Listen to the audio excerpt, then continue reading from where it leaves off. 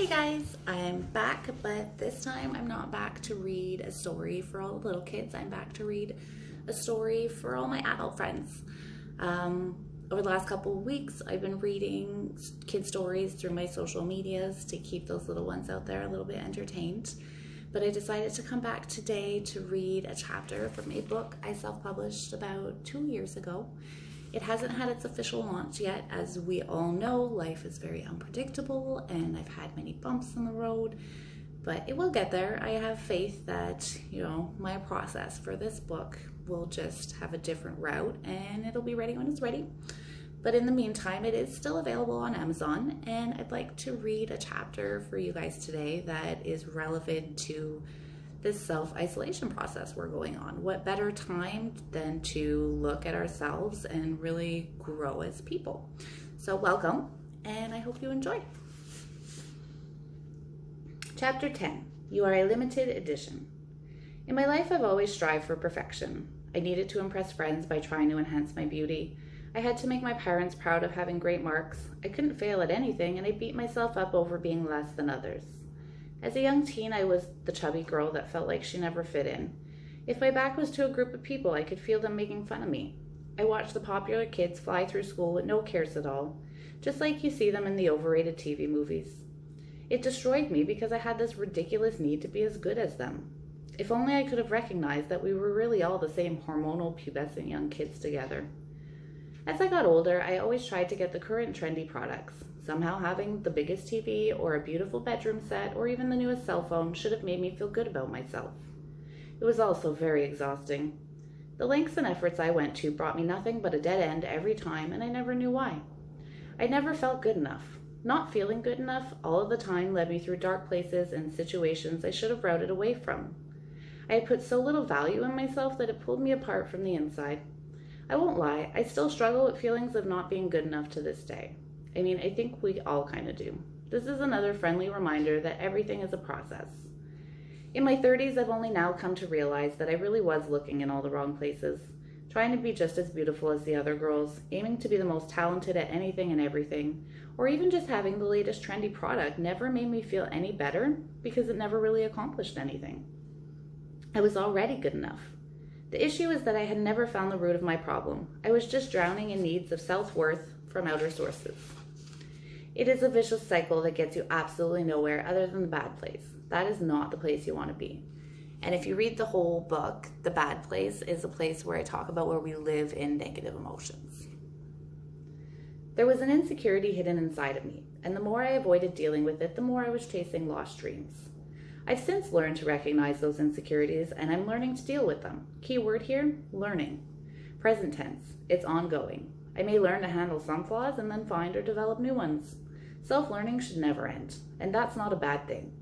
I just mentioned that I still have feelings of not feeling good enough, but the difference now is that I can recognize those feelings and understand that they are an inner conflict.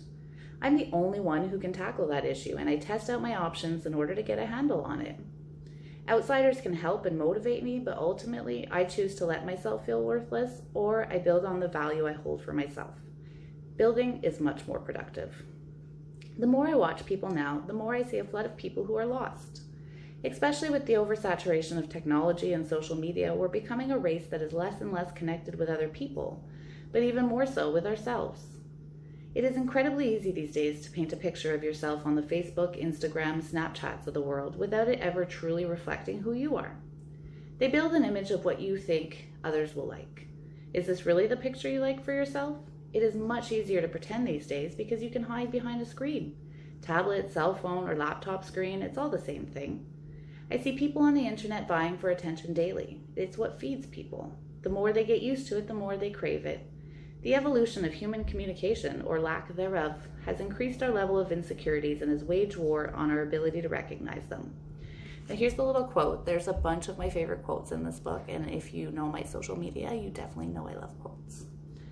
This is by Emma Watson. Don't feel stupid if you don't like what everyone else pretends to love.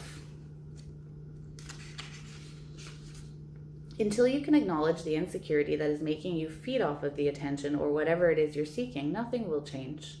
You teeter on the edge of the bad place. Are you the person that you want to be? Are you the person that Facebook wants you to be or your friends think you should be? Are you the best you that you can be? Which are you most comfortable with? We tend to try and be what everyone else wants us to be and forget about who we really are. I'm not saying you should go out and do outrageous or bad things because you say, hey, that's me and I love myself. We are each individuals, very similar and very different alike. None of us are perfect, and we need to begin embracing this imperfectness. And yes, I know that is not a real word.